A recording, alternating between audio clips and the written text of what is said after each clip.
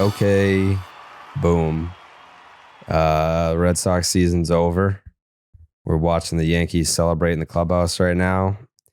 Not a good feeling. I would say there's a bunch of places we can start. I feel like it's just going to be, I guess, like an outpouring of emotions where do we want to start with tonight? Do we want to start with game 2? Like, where do we want to start? Game 2 is when you lost the series, so I would start there. Game 3 was never a game. That was the least competitive, most feeble output I think I've ever seen the Red Sox have. There just shouldn't have been a game 3. We should not be watching baseball tonight. We should all be at home thinking about the Blue Jay series and what they're going to do with Bassett and Bichette, and are they making it back and what's it going to look like? That should be the conversation we're having right now. But we're not. No. Because in game 2 of this series against the New York Yankees, there were 3 things that happened in that game. We'll start from the bottom. Ceddanne Rafaela, the bunt attempt, not ideal. I wouldn't have had him bunt at all. Couldn't get the bunt down. That was a pretty costly play. Number 2, Kyle Hudson not sending Nate Eaton. That was insane. It was crazy. Third time, like with Nate Eaton. But let's be real though. Like, if you're talking about a third base coach in general, it's very concerning. That shouldn't be something that is a topic of conversation. And when you have 3 different moments over the course of 3 months where you say, yeah, it feels like that cost you a game, that is not a great sign. And we've hyped up Kyle Hudson. I've talked Kyle Hudson as much as anyone. Arguably the guy he got the most credit for a year ago also went and botched another ball in left field and essentially claimed the entire year he had issues reading balls off the bat in left field and was never able to figure it out. Yeah. Like, as the outfield instructor and third base coach, those are concerning things to have side by side if people are doing your job evaluation. And then the number one thing, Jaron Durant dropping that fly ball and left. If he catches that ball, we're not watching a baseball game tonight between these 2 teams. Like T said, we're getting ready for Toronto. Yeah, I mean, I think when you look at game 1 and what went right, the rest of the series, everything went wrong. Bad defense. Like T said, if you're talking about the third base coach, not a good situation. No. Bad fundamental baseball, not being able to get a bunt down. And I'm probably going to walk back my take of, he shouldn't have been bunting at all because did he even have a fucking hit in the series? No, but to his works credit, and walks, the game 1 enough. 11 pitch walk was probably the at bat of the series, you would argue, because that got the rally. Nick Sogard doubles before Yoshida singles them both in. Like, hell of an at bat. And he walked in the second game as well for a guy who for almost 2 months didn't walk in the second half at one point, right? Like, his whole career. But I still think, like, Rafaela, I am looking at him in terms of that bunt. That bothers me. It's kept me up. If the ball is in the other batter's box, it's a guy who led the team and sacrificed bunts. I posted the clip today. He had 3. Yes. For context. Still. For context, He's had 3. executed that this year 3 different times. He executed against the Yankees in June with Carlos Rodon coming right out of the game. Like, a very similar situation.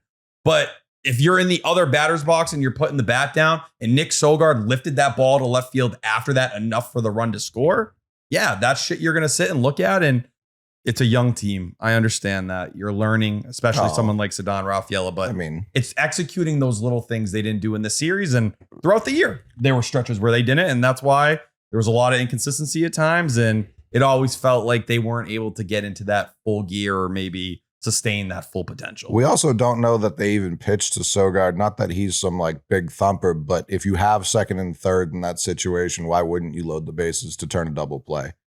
You have Yoshida coming up. And we know, like, he did exactly what he did anyways. He grounded to second. Well, you wouldn't want, but if it's Masataka Yoshida who's killing everyone at that point, I don't know.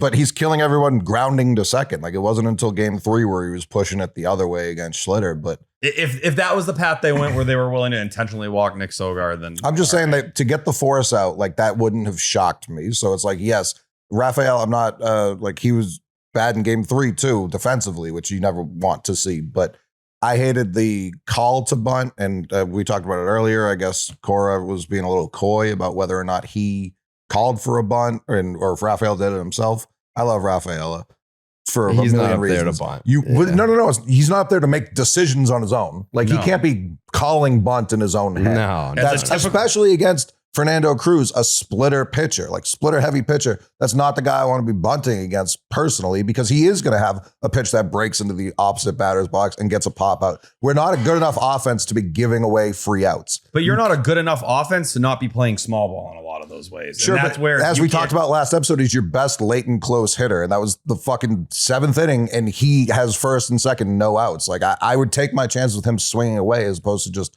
I'd rather he strike out there than do that. You've seen it have success this year and work. You should be able to replicate Very small sample size. Like, yes, Still. he did. It was 3 times. Like, I'm not going to be like, oh, this is the best. Like, it's not a fundamentally sound team. And top to bottom, it's not a fundamentally sound team. I think that's something we continue to say with the coaching staff. You did lead all of baseball in errors this year. Yeah. Like, that didn't go away, right? And that doesn't include the mental errors, of No. which there were 1,000. And that at bat by Rafael is for sure. And the reason I think that's third, whether or not you think it was the right call to have him bunt, whether or not it was a shitty bunt, obviously it was, you still could have scored the run. If Kyle Hudson just waves, I don't know why he told him to stop. It's 2 outs.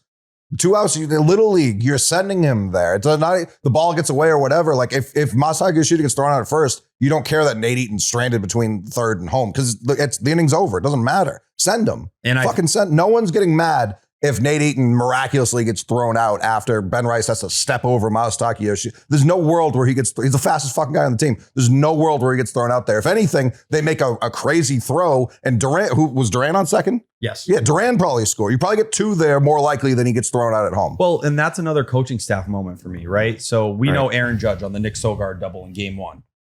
Core told you after the game, he was fucking shaking his ass in their face. Yeah. We knew that obviously he's dealt with the elbow injury this year. We know he's approaching balls a little bit differently, maybe lollygagging a little bit out there. Okay, Ben Rice, first percentile arm strength at first base. Just a bad defender in general. Knowing what's going on. A guy who doesn't have a ton of experience at first base. Exactly, Coley. Like taking advantage of your opponent. A guy in Jazz Chisholm, how many times has he fucking thrown a baseball away when you played him this year? Listen, every series. He tried to every play, even in game 3. I mean, Volpe, you got to give Volpe credit. He was really good this series. He was the Yankees' best player. Am I forgetting anyone? He was their best player. He hit the home run off Crochet in game 1. Catch up. Yeah.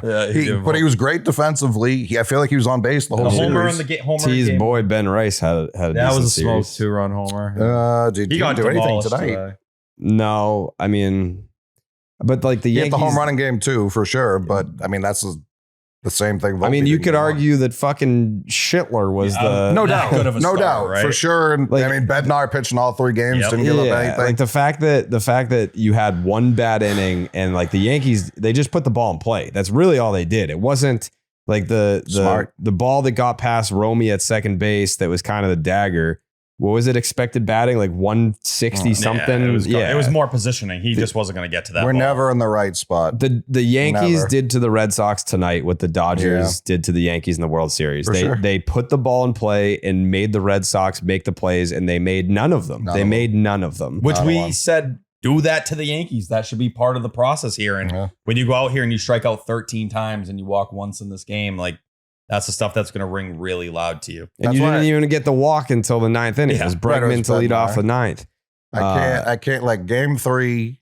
That's why you don't go to game 3. Like you had, and Core managed game 2 like it was do or die.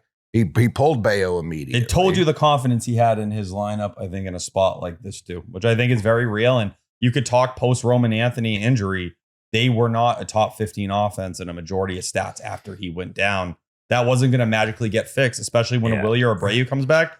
Willie Abreu looked horrendous from the moment he came back. Nothing. I give him credit for trying, but he had nothing. It's just a reality. He was an empty spot in the batting order. Yeah. So and kind of defensively. In the last game, obviously. Here's my thought process, and I'm not ashamed to admit that this was my thought process. The second that Roman Anthony went down, I was like, all right, World Series is out. And this series against the Yankees, I hate to give them the acknowledgement, but like this was the Red Sox World Series, even more so. And I know you can say whatever you want about Lucas Giolito. The velocity was down, and I have some more to add on the Giolito front. But the second that Roman goes down, the World Series is out. The second that Giolito goes down, kind of the ALCS is out. So I do think the Red Sox were good enough to beat the Yankees. I do think that they could have, especially the way they played them in Toronto, they could have put up a fight against Toronto. But given the circumstances, I do think that this series was the Red Sox World Series. And they blew it. I mean, tonight gave you the start you wanted. Yeah, tonight was pathetic in terms of the offense. And I know that, we point to the three things in game 2, but that shouldn't take the offense off the hook. I mean, Trevor Story had all your RBIs in game 2. Yeah, Story was great off. How do you say it? Is it Schlittler? Schlittler. Yeah. Schlittler. L after SCH and then after the Adolf Schlittler.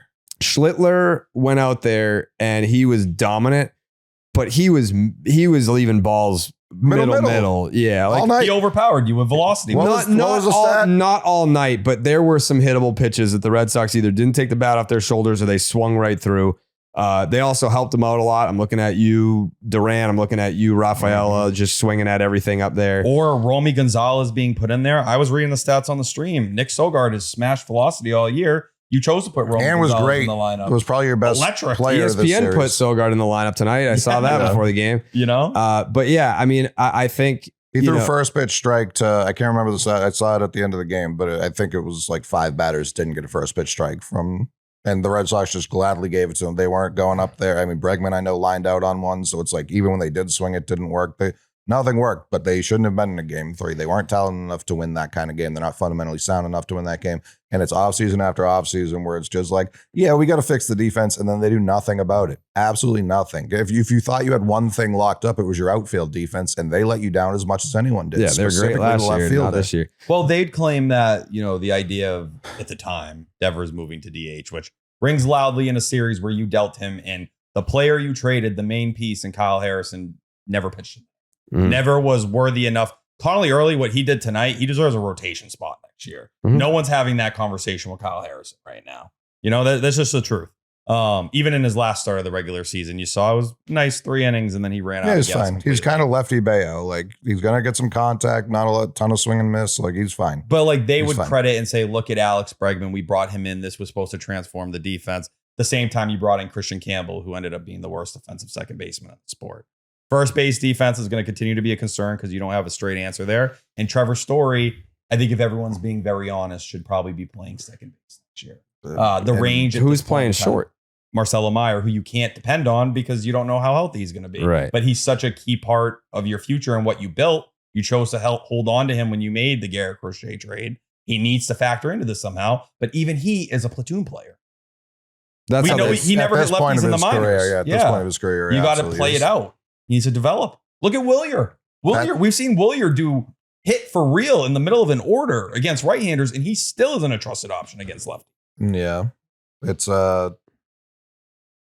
disheartening. I remember I said it after the Roman injury, when it came to re-signing Bregman, re-signing Story. If he were to opt out, who knows what happens there? It's just Jared was talking about it on the video, bags recorded and put out. It isn't a deep free agent class. I don't think this team's as necessarily close as they appear after the Devers trade. If Devers were still here, I'd feel very differently.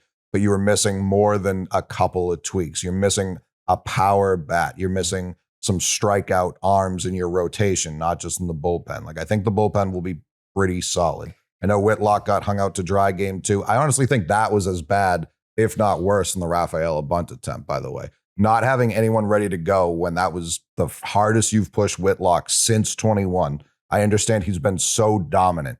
The T's been referencing it all second half. He was the best reliever in baseball the entire second half. But it was largely because you stopped doing the 2-inning shit with him. That was why. And I understand the thought process, but you had been going, Zach Kelly, I think could have he threw 6 pitches last night. Weissert didn't get off the bench, and he was great in game 3, but the game was over. So it's not like I can pretend he would have done that in a close game. But to push him like that and to just have no one up and ready to go is crazy. I get you want to push him, and he started off that inning strong. I believe he punched someone out immediately. I get you want to ride it until it's working, but the second it's not working, you can't be oh, we'll get him later. No, you got to be. It's the playoffs. That's where I do think Cora deserves the blame. Was that move right there, the handling of Whitlock, Jerry? Are you surprised that Bayo got such a quick hook and that Early had a longer leash as his 5th big league start, and it was his first postseason start? He's 23 years old. I think you kind of had to do it that way because you did it to Bayo and you burnt so much of your bullpen in game 2. Like, I don't think you could do that on back-to-back nights, even though it's an all hands on deck situation, yada, yada. You also just can't like injure these guys and then have them out for next year just because you wanted to try a game 3 thing. Like, you couldn't do it in back-to-back games. I honestly, like, I had Ian Kundle text me before the game and be like, if you're going to go early, why not start with an opener? Why not start with Weiser? Why not start with just a righty opener and kind of force Boone into maybe adjusting his lineup in a way that he has to be uncomfortable? You really didn't see Boone have to go to his bench much offensively. He did it once, and it was Ryan McMahon defensive, and he made the fucking play of the series because the game was over, but it was an insane play that's going to make him a Yankee legend forever. So that's where it's just like, I don't know. Cora was so good game 1 with a lot of the moves he was making, but it was also just because Garrett Crochet was so dominant. In game 2, I think like Cora went into his bag, and I don't know. I get the trust in Whitlock, but he kind of just left him out there to die. Did any of you disagree with the early pull on Bayo? I don't, because I still think it was working. If you don't make the mistakes you did, you win that ball. Right.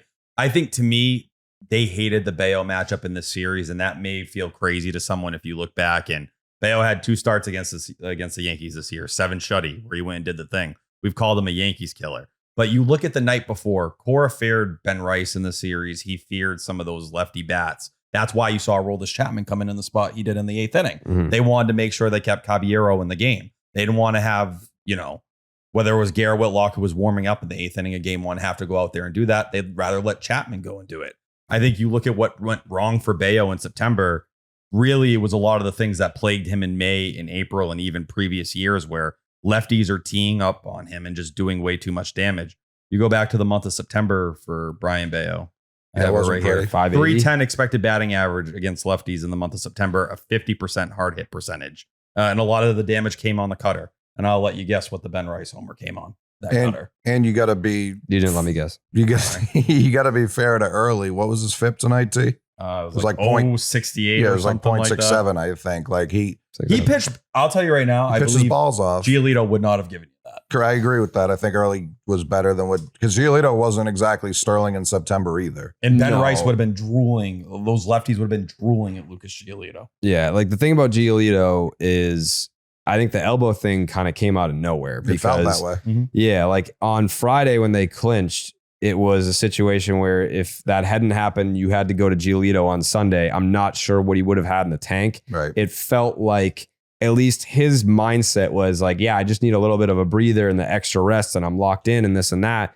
And the next thing you know, he's unavailable for the rest of October. Like that happened quick between Friday and whenever the news came out that there was an elbow situation that cost him the month of October. So I don't know. I think a lot of Red Sox fans saw that situation unfold, saw that Early was going to be the game 3 guy and felt we have a better shot now because it's Early versus Giolito based on what he was chucking up there in Toronto when he didn't have the velocity. He wasn't locating. You even look at like that September, 4 walks, 5 walks, 3 walks, last start of August, 5 walks, had 6 walks and 3 walks in different starts. Like seemed like this was something he was working through that he didn't think was going to get to this degree. Yeah. Seemed like the Red Sox, when they went, they were almost relieved to find out maybe they thought he was going to need another UCL surgery or something. Like, no, it's just rehab. That's all he's going to really need. But at this point in the year, you have no time to build back up. You can't take 2 weeks off. Well, one of the things he talked about is like, what your body goes through when you pitch a full season after missing a full season. I know that like a lot of guys, they will get clipped and then they can come back and they feel stronger. But everyone's different. Yeah, like the human body works in various different ways. And for Giolito, I think it was more or less he came back strong, had a very good year, but he was feeling it come September because that 1 year where you're just sitting there not doing anything baseball related, it's going to catch up to you. And I think it just caught up to him. I don't think it was anything other than that, him missing the entire season last year. But either way, there's a bunch of reasons that we can point to. I think there's really only one, to be completely honest. I know you want to put it all on Durant, but it has to be. If he can't come into this very room we're in and claim how big of a leader he is, and then jog when I don't think he did that, Stanton. On the Stanton double, No. I'm saying he's. I don't think he came in here and claimed to be a leader. But he was talking directly to me when he was like, "People say I'm not a leader, but they don't know I do this, that, and the third." I watched the fucking game. Well, let's be real. Alex Cora has always said, like, I tell my children, I tell everyone to play the game like Jarren Durant. Yeah, he's gonna stop doing that. Whatever that moment in left field, you can make mistakes, right? Like, and we'll criticize him. I'm not going to say that drop ball. That's not lack of effort. That what we saw in left field, that body language, that moment, I didn't love that. That was very. That was crazy. That was early in the game. That was what, the second inning? Yeah, it's just as bad as Stanton looking to the dugout and fucking staring at his teammates. I think it's worse because you at least, like, obviously that run didn't come around to score, but like, what does that say to your youngest pitcher since 1916 in a playoff game when it's just like, yeah, I'm just going to leave you out to dry because you just gave up this cock shot. I'm even going to try. Like, that was crazy to me that you just jogged there. Yeah, certain guys we've seen, they elevate on the stage. You see them come alive. He did the opposite. No, he was bad last September. He was bad this September, and he was bad this October. Like, I don't know. Like, last year I was saying sell high, and I don't know who's like itching to trade for that. I really don't. I still think he has value as a 3 to 4 win player with his team control, but I do feel like here, when you're starting to evaluate the outfield, and now you're not in a position where you're worried about having enough offense. You know, you have time over the offseason to figure out where the pieces fit so you do have that offense. Yeah, there was a reason why they were listening on Durant like they were at that time. They just didn't really have the flexibility because of where their bats were and where they were trying to compete. And the team was seemingly hitting its stride with him being a major part of it at that time. July was his best month of the season. For sure. I'm not saying he's obviously has use, but he doesn't when it matters. Is he a winning ball player? He's never shown that. And that's a real conversation. I mean, in 21, it was reported like players were annoyed he was just around. And I know he was a younger kid then, but he's never shown to me that he has the mentality to play in Boston. Ever. Last year, he tried to play 162 games. He couldn't because he got heckled by his home crowd. Like, that is not someone who I'm shocked he's made it this far, honestly. Like, when I saw he was hitting leadoff tonight, not benched, I had no confidence in this game. Like, dropping that ball yesterday was such an error. We were trying to think about, like, when's the last time we've seen an error that bad? And I know they didn't give him an error. In the World Series last year? For Red Sox, because, yeah, it feels like there was a transferring of suck from Aaron Judge to Jarren Durant on that hit. The fact that Judge was the one who waffled this pop-up that, I don't know. And then his explanation was like, I ran too fast, and then I tried to slow down. Like, what the fuck are you talking? Just catch the ball, dude. Just simply catch the ball. And especially when your manager makes a point when everyone is kind of surprised or wondering if he was starting game one and Cora goes, no, he's one of the best defensive left fielders in the sport. When your manager goes out and that's the performance you give out there, and he doesn't deserve that title for the way he played left field in general this year. But when you're using that as an argument point, it's not a good look. It's not. And it's just a very crowded outfield for a guy in Christian Campbell who seemingly the organization likes in the outfield more than the infield dirt. Roman Anthony coming back, like, where are all these pieces going to fit? Yeah, I'll say this about the Jarren Durant situation, though. He could have went off and made Gold Glove plays in the outfield in the series, and we'd still be talking Durant trade rumors this offseason. Yes, like, I agree. I don't think it's going to be something where it's like, oh man, like, look at what happened in September and October. We need to move on from this guy. Like, deadline, it was there. No, that was literally me last October being like, this guy has so much value right now. What's the long-term play? Especially since we know they're not going to sign him to anything long-term. Why not sell it at his peak? Now it's the opposite. Now it's just like, I don't know that you can call yourselves a serious organization if he's in the lineup. Yeah, there's a lot of moving part. We'll do plenty of offseason talk. For sure. There's going to be plenty of time for offseason talk. But even tonight, Dallas was trying to bring some positive energy, and Durant steps up, and it's just like, this is going to be a 3-pitch at bat, and it was a 3-pitch at bat. The McMahon at bat was a 1-pitch at bat. It's like, you have to, at that point in the game when you're chasing 4. Yeah. But I can't shit on him when I'm sitting here saying they're getting first pitch fastball all night and they're not doing it. Like that, I won't shit on him for. At least he didn't strike out on 3 straight pitches. Yeah. There's just components of his game that make it hard for you to feel super comfortable. Like a leadoff hitter, we see what Roman Anthony was able to do in that role, and that's when the offense was at its peak. He has a 600 OPS against left-handed pitchers this year. Who? Jarren Durant. That's higher than I would have guessed, honestly. But like when you start to look at that, when you're in a leadoff spot, that's not something you feel great about. And even with his bat in general, he's not the best leadoff option for this team. And for a team that struggled to find that leadoff hitter for years, when he was able to take over that role. Why would happen? Huh? What happened? Yeah, exactly. When he was able to take over that role, it was like, okay, this is a significant piece of value he has.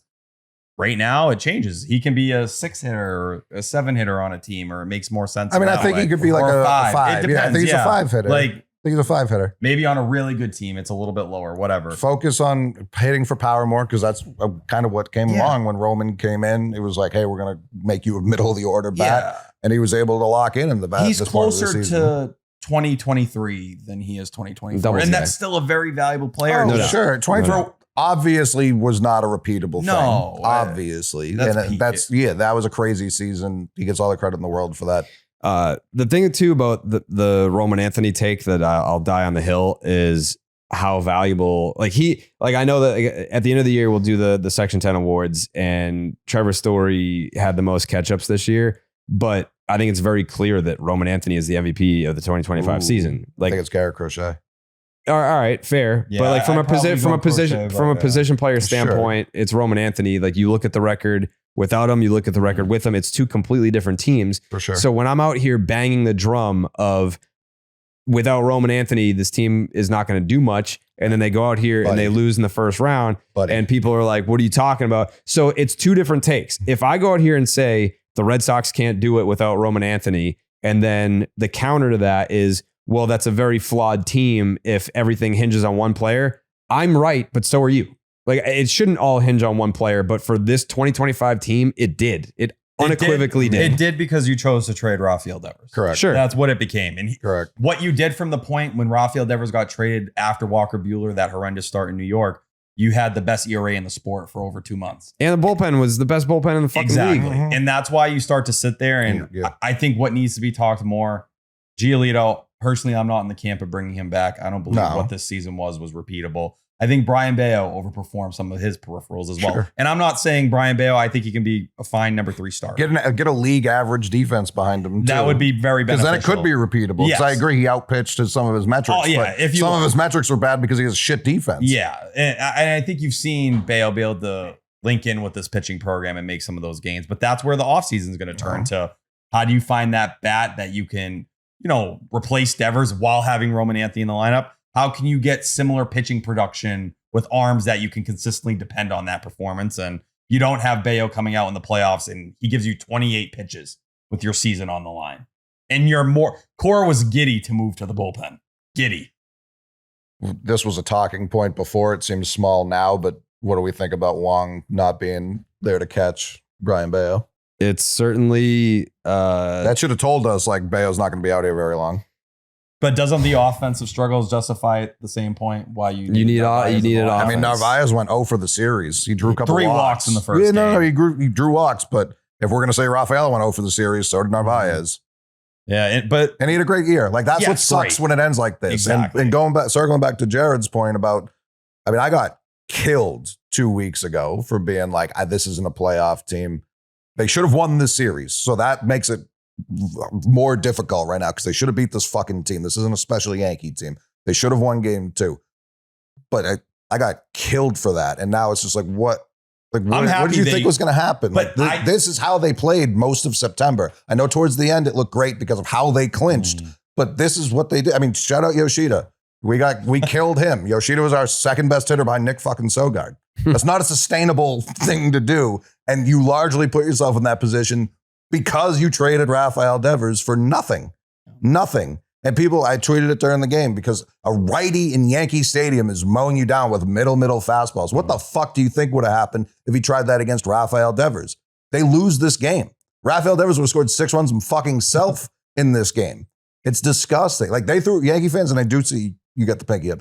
Yankee fans threw a fucking parade when we traded Rafael Devers because they knew, the boogeyman's gone. He's on the West Coast now. What did that tell you? Why did everyone celebrate trading this guy? Imagine if he and Roman Anthony had played 2 more weeks together. Yeah. Do you think those problems would have persisted? Do you think that they weren't celebrating? It's not your turn. T's got his fucking hand up. Go ahead, Jared.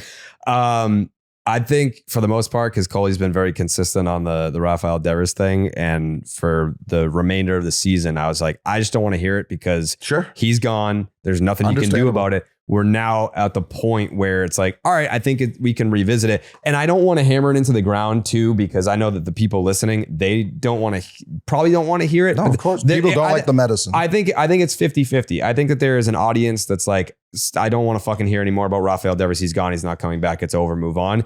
And then I think that there's half of the audience that's like, well, now that the season's over, we can look back at what went wrong and what could have been if things went differently. And that is one of those things. But for me, because readdressing the Rafael Devers trade, when it happened, it was a Sunday and we had a podcast within like 3 hours of the trade being announced. So like there was no inside information. There was no like talking to people like, how do you feel like in the inside of the room? So I went nuclear. I did MLB Network, went nuclear, did the podcast, went nuclear. And I scrolling TikTok at the end of the season, the amount of like fan edits that had my Devers rant in it, me being like, the team can't fucking keep treating the fans like this and blah, blah, blah. And then it's like, the hype video of them making the playoffs and all that. But you have to look back at that trade and say, could you have worked it out? And to Coley's point, once Roman got here and they started winning, it was like Roman was a key contributor. Bayo, Crochet, Giolito, like those guys dominating for half the season has nothing to do with whether or not Rafael Devers was here. The bullpen being the best bullpen in the league has nothing to do with Rafael Devers being here. So you have to at least ask the question, could they have worked it out if the Red Sox continued to win? And at the time that he was traded, they had just swept the Yankees. They were winning. The tide was turning. Yeah. I understand Rafael Devers was upset and there was like a weird vibe around the clubhouse. It was a little negative, whatever. Could they have worked it out and could winning have solved the issue? It's like, all right, like I'm pissed about this. I'm still going to hold a grudge against Breslow for the communication and Cora for whatever. But if we're winning, then that's all that matters. Who fucking cares? And I'm raking. He was. He had a 905 OPS when he got from traded. April 1st to the day he got traded. He was top 5 in OPS. Right. And then he continued. I mean, I know that he slumped a little bit once he first got there, but then he figured it out and he was dominant down the stretch. If he were still here, and I don't want to do the second guessing thing because for me, I first guessed it. I did too. No, but you did. Absolutely. I did too. But then after talking to people in the room, if my logic was, if they feel like they had to do it, then who am I to say that it was the wrong move? If all the people, like not everyone, but like if people that were willing to talk about it were saying it had to happen, if we were going to move forward, like this had to happen and we're going to be fine, whatever, then who am I to be like, you're wrong. They're on the fucking team. Like they're running the team. Who am I to say you guys don't know what the fuck you're talking about? Like as a fucking podcaster. I just feel like a lot of the people who are running the team, and I believe this goes from Alex Gore to Craig Breslow, their failed communication and their issues that started it and created this problem was a lack of accountability and a lack of realization of where it started and where your lying started and what began it over the offseason. And what's the thing to do when you create your own problem, make it go away. And guess what? When you can make it go away and, now we have room for Roman Anthony. Now we can fit him because there was no room for Roman Anthony. If you recall, Wilyer Abreu was coming off the IL as you went to San Francisco. Now we have a way to fit him on the roster and we can make this kind of thing work and we can kind of paint it as this youth movement or whatever. Like, I think there were a lot of people that were guilty. Trading the 26-year-old. Yeah, exactly. I think there were a lot of people who were guilty in this that were happy just to make it go away. Correct. Yeah, I agree. It was a complete lack of accountability as to how they got to that point. They were like, we want to treat you like shit, and then you need to be the adult in the situation. As I said, in real time, there were no adults involved in that. And if Rafael Devers is known as a jovial child, that's what we would call him the whole time. Why are you holding him to a different standard than you're holding yourself? Like the issues that persisted throughout this series, that persisted to get to that point to get rid of Devers, still are here. Like that's why I don't know that we're a couple pieces away. Like those need to be looked at, examined, and fixed top down, like you're just saying. I think Devers would still be here, but I think Cora got fed up. Because throughout that whole time, you can go back, press conference after press conference. When are you going to ask him to play first? That play when he didn't hustle down to first and Cora looked at him going down the steps. Like that was like, it felt like the moment. That was a moment where it's like, all right, dude, like if you're not giving 100%, then I know everyone else is back here. So like we need people that are actually going to. Every during the whole first base shit, every time they asked Cora, are you going to ask him? He said no. no. And then to that point, I think that was the play where he was just like, you know what, fuck this guy. And that's when he gave them the green light. I think if Cora had been like, this is my guy, we need this bat, he would still be here. And it's not Cora's fault. I'm not saying that's Cora's fault at all. Sure. Because Breslow clearly, I think the second he showed up, looked at his model, said, oh, this is a bad fielder. He's going to be a DH. We're paying him how much? No. And then when you remember how much it is, it's $25 million a year. Because that's what it is. We know they were shopping him in spring training. That is out there. If I had told any of us or any Red Sox fan, the Red Sox are talking to teams about Rafael Devers, or at least hearing, you'd say, what the fuck is going on? I mean, if you heard that in spring training, keep in mind he was in spring training for a month and they didn't tell him he was moving off. He was the first guy there. First guy there for a month. Guy. Went home for his daughter's birthday. They signed Alex Bregman. Come back. All of a sudden, what your manager said all offseason publicly, Alex Bregman's a second baseman. I envision him as a Gold Glove guy. And you come back and, oh no, Rafael Devers, you are no longer, not only are you a DH, Alex Cora is telling you, throw your fucking glove away. Yeah. That's from Alex Cora. It's true. And all of a sudden, you knew within a couple weeks, oh yeah, it'd probably be nice if he could go play third base for a day to give Bregman a breather, or just offer some flexibility in the lineup or do something different. No, all of a sudden he was stuck at DH and he was an unhappy player. It is kind of crazy. Like, as much as I was against Bregman playing second, it would have fixed so many issues. And he probably still would have got hurt. I mean, he got hurt playing third, hitting rather, but it would have not had all that divisiveness. Who knows what happens with Campbell if he just comes up. That's the hindsight 2020, because 1,000%. There's an alternate reality where you don't force Christian Campbell onto the opening day roster, which they wanted because they wanted another right-handed bat and they were so high on him. And you were able to get an extension. They seemingly had a good feel. That's the reason why he made the rosters. I mean, I think they believed he was going to come up. And the first month he did. I think that's part of it. But I think him being willing to sign the deal when he signed it is a big reason why he made the roster. There's a reality. There's a timeline where Rafael Devers could have played third base. Bregman was at second. And even Roman Anthony could have been at DH with Yoshida and Siberia.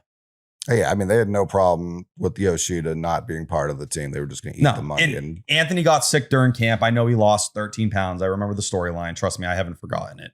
I don't remember that at all. But he got sick. But you knew the at-bats. People were fucking cumming their pants over Marcelo Meyer. Oh my God, he needs to make the opening day roster. Just pretending like anything he had done in the minor leagues didn't exist. Yeah, just Campbell didn't have a good spring. No. But Roman Anthony, the at-bats you saw from Roman all season, you saw those in spring training. Oh, they were there then. That's who he is. I mean, he's that good. It's who he was last year, you know? It's who he is. And Campbell, it's not because I'm a Campbell guy. His power got zapped the second he hurt his ribs. And to his credit, I think he's got a lot of Xander in him. He hasn't mentioned it fucking once. Cora sat him, 2 days in a row and then got him back out there. And he just kept playing in the minors. And if you look at his zone contact, it's exactly the fucking same as it was as last year. The only difference is he doesn't have power because his fucking ribs are hurt. No one needs more of a break in an offseason than Christian Campbell. I'm happy he's not playing baseball right now. I hope he doesn't pick up a bat until he feels 100%, because that is a huge part of this team's future. And I think we're still playing baseball right now if he didn't have that injury. I genuinely believe that. That I'm fascinated. It feels like something we're going to get in a Red Sox notebook from Alex Spear or something along those lines. But we talk all this, and there were chances to still fix some of these issues, to address these issues at the deadline. Craig Breslow, your both season deadlines. F's. Like Craig Breslow he's such an interesting he's very much like Heim to talk about, like the moves that work, unbelievable. The moves that don't work, catastrophic. But at least I can't recall, correct me if I'm wrong, anyone. I don't remember him making a big deal where he was I don't remember him trading away Mookie Betts and being like, we're buying at the deadline. And that's exactly what Craig did. And then he fucking didn't do it. He said he kept saying it every week. Like, we're going to be so aggressive at the deadline. Yeah. And then it comes out, they made one offer for Joe Ryan 5 seconds before the deadline. It's like, what? Joe Ryan's not the reason we didn't advance today, but that was your move to not do anything, because the people above, even you, have fired all the area scouts. So you don't even know what the fucking Twins are looking for. What are you doing, dude? Why would you make that proclamation? Just be like, we believe in this team. You can say that. We believe in the young talent. You can't declare we're going to be huge buyers when you don't know what the other fucking teams want. You have no idea. Like, that's such an insane thing to do. Insane. I believe in the underdog fantasy app. Big time. Yeah. Playing their pick'em game is as simple as taking Dallas's picks in the postseason. Yeah. He's been hot. It's as simple as taking those picks. A lot of pitcher picks. You can also From Dallas? That doesn't make any sense. Yeah, you can mix and match across your other favorite sports. You can win up to 100 times your money, and it's also a ton of fun. Be sure to sign up with the promo code Jared. That's JARED to get up to $1,000 in bonus cash and a special pick on Underdog. That's Underdog Fantasy, promo code Jared. Yeah, I think for me, like... Also, back to the last thing I'll say on the Devers trade. T, who was the first player they reported on from that flight that Devers got taken off of? Who was the first player who made it known how he didn't even lift his head when Devers got ripped off the plane? He was napping. He was resting. Yeah, he said, I don't care too much about this. He wanted it known. That's the guy who jogs when Giancarlo Stanton hits a single that you turn into a double. That's the leader. I do want to acknowledge too, like this team, what made them so interesting to watch this year was every time it felt like their back was against the wall or they were supposed to cave, they didn't. They'd come out and survive, and there was a shit ton of injuries, man. If you had told me amount of injuries, dude, if you had told me these injuries, there's no way I would have told you they made the playoffs or even were probably close. Tanner Houck, Tristan Casas, Hunter Dobbins. Go down the list. Patrick Sandoval never throwing a pitch for you. I won't count him, but Cutter Crawford, a guy last year who made 30 starts, who people were hoping to get something more from, right? And like Williard. Yeah, Williard. Multiple Marcelo times. going down, Roman going down like they did, right? Like Bregman. If I told you lost Bregman for 2+ months, you'd say, all right, well, that was a nice season. See you fucking later. They overcame a fuck ton this year. Liam Hendricks, we at least thought was going to be a 7th, 8th, 9th inning arm. He gave you nothing. I believe he just had surgery on the neuritis in his elbow. He can finally feel his fingertips. That's good for him. He's not going to be here next year, but I don't want to sign a single fucking guy who's projected to come in 2027. Yeah, not a one. Their history right now is very rough. Like I get the thought process. Trust me, I understand it. But Jesus Christ, you have to hit on it one of these times for it to be something you want to. Because now it's an inconvenience. Sandoval's on the 40, man. Yeah. It's a genuine inconvenience. I don't give a fuck about the money. Yeah, you can get rid of it for sure, but it's there. Like early, like Connolly early needs a rotation spot. Peyton Tolley, like I guess you can have these conversations with the secondaries, right? You can start him in AAA. But like Tanner's probably not going to be back next year. No, Tanner's not going to be on the roster. You have a lot of these back-endish type arms. You really need front of the rotation stuff, and we all know Patrick Sandoval isn't that. At the same time, you probably say you were on like your 14th or 15th depth starter this year, so it can't hurt to have him part of the mix. But they overcame a ton of injuries. And they deserve credit for that. And Cora deserves credit. Bailey for finding a way to survive. Walker Buehler being dog shit all year long. Like that was a guy that we were all saying, maybe he's your game 2 starter, game 3 starter, whatever it is. He wasn't even a fucking, like, you wouldn't even put him on a playoff roster. Honestly, my whole thing was like, just start him in the playoffs. And based off, if that's what you're going to do with Bayo, it might as well have been fucking Buehler. Sounds like we could use some BetterHelp because this podcast is sponsored by BetterHelp. I need all of the help. Yeah, life can be tough on and off the field. BetterHelp therapists have helped over 5 million people worldwide on their mental health journeys. That's millions of stories, millions of journeys, and behind every one is a therapist who showed up, listened, and helped someone take a step forward. Moments in therapy like learning to relate to your kids, healing relationships, or coping with loss can change lives. This World Mental Health Day, BetterHelp is honoring those connections with the therapists who make them possible while showing how easy it is to get guidance from a licensed therapist online with BetterHelp. October 10th is World Mental Health Day, and this year BetterHelp is shining the spotlight on therapists, people who truly make the world a better place. Shout out to my therapist. She's the best. Been with her for a few years now. Therapist number 3, which again, with BetterHelp, you can change your therapist whenever you want because BetterHelp has quality therapists. BetterHelp therapists work according to a strict code of conduct and are fully licensed in the United States. BetterHelp does the initial matchmaking work for you so you can focus on your therapy goals. A short questionnaire helps identify your needs and preferences, and their 12 plus years of experience and industry-leading match fulfillment rate means they typically get it right the first time. If you aren't happy with your match, switch to a different therapist at any time from their tailored recommendations. With over 30,000 therapists, BetterHelp is the world's largest online therapy platform, having served over 5 million people globally, and it works with an average rating of 4.9 out of 5. for a live session based on over 1.7 million client reviews. This World Mental Health Day, we're celebrating the therapists who have helped millions of people take a step forward. If you're ready to find the right therapist for you, BetterHelp can help you start that journey. Our listeners get 10% off their first month at betterhelp.com/rocket. That's BetterHelp, HELP.com/rocket. All right, we still got to do BID, but I did want to talk about Tuesday at the back end. I know everyone was pissed off and want to get their frustrations out, but Tuesday night, holy shit, what a night. House of Blues, 4 days notice, banged out the whole place. I drove over there on Tuesday and was like, I'm expecting the floor to look like there's 11 people there. Like I saw the seating chart and I was like, all right, all the people in the second deck bought seats, but we were having trouble selling the floor tickets. And then the day of, everyone was like, fuck it, we're going. There was not 1 p.m. threat. Yeah, we lucked out so hard where it was like they have to clinch. We were waiting forever for them to clinch. And then once they did, putting the tickets on sale. And then it's like, all right, but who are they playing? We don't know who they're playing.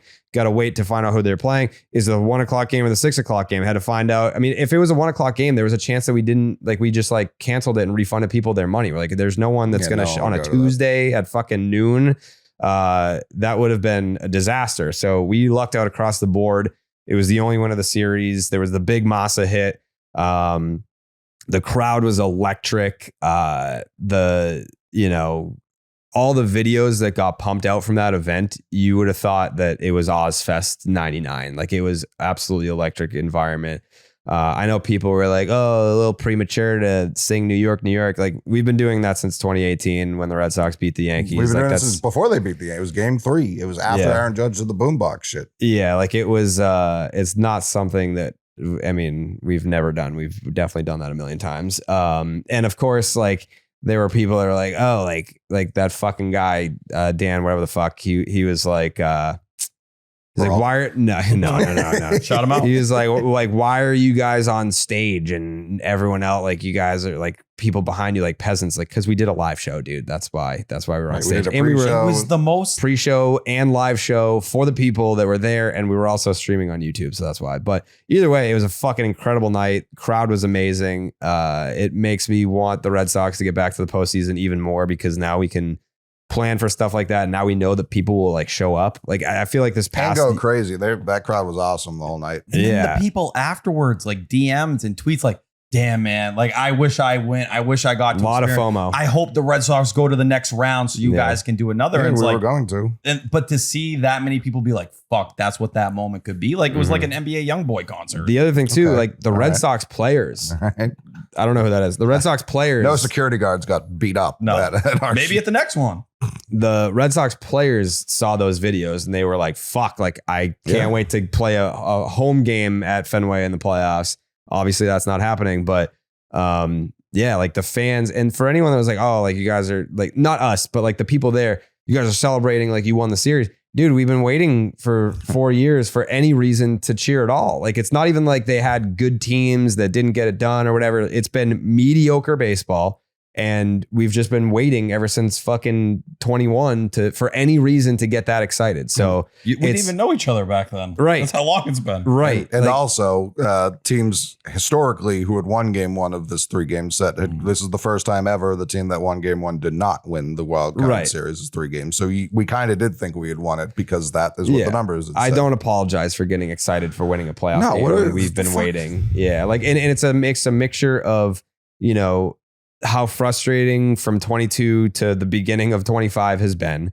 It's a mixture of we didn't have Section 10, getting Section 10 back together, and like finally it's like we're able to do stuff like this.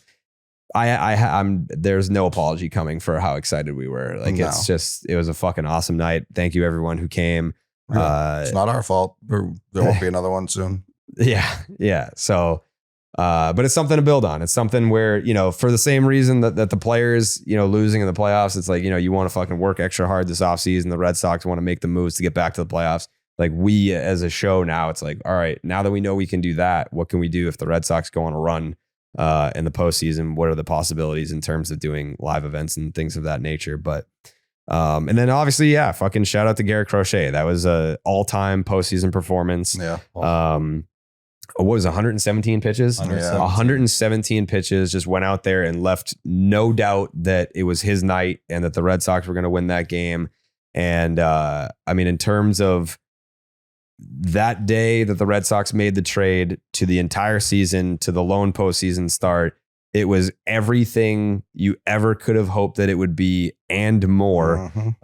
Check out the latest Slab Lab. Dallas sits down with Crochet and they chop it up. They go under the hood with what makes him cook.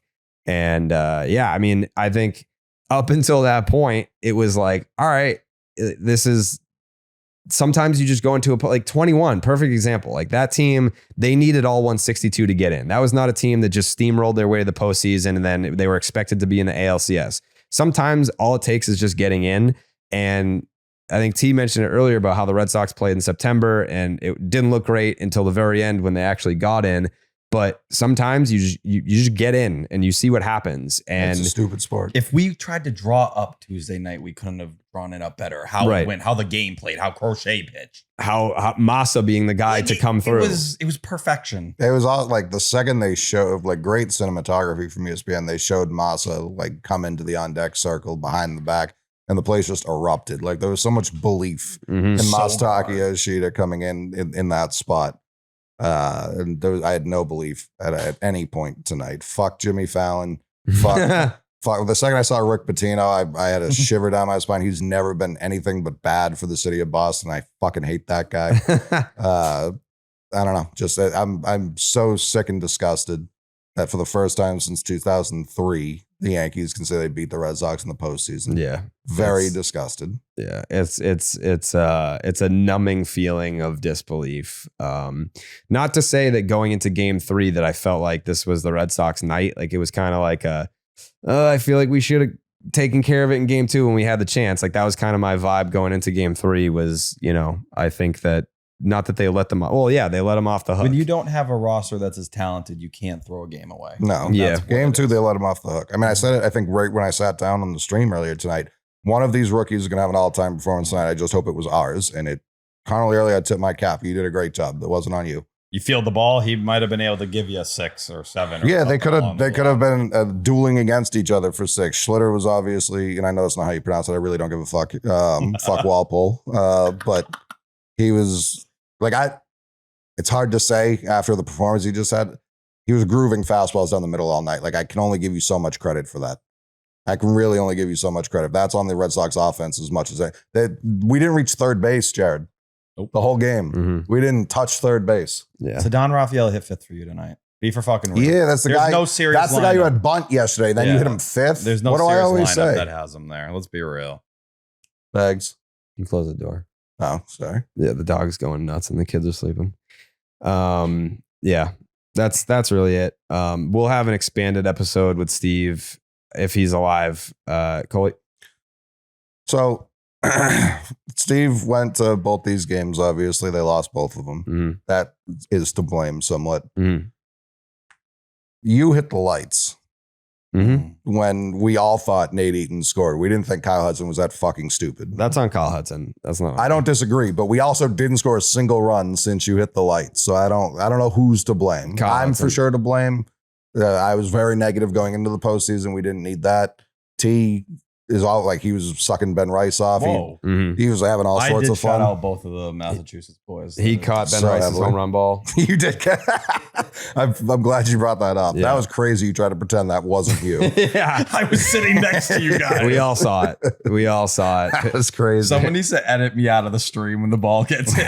Pinstripe T went nuts when Ben Rice hit that home run. And shout out, there was someone they showed right before the game wearing a Section 10, the new Section 10 jersey at Yankee Stadium tonight. Shout that guy the fuck out. Yeah.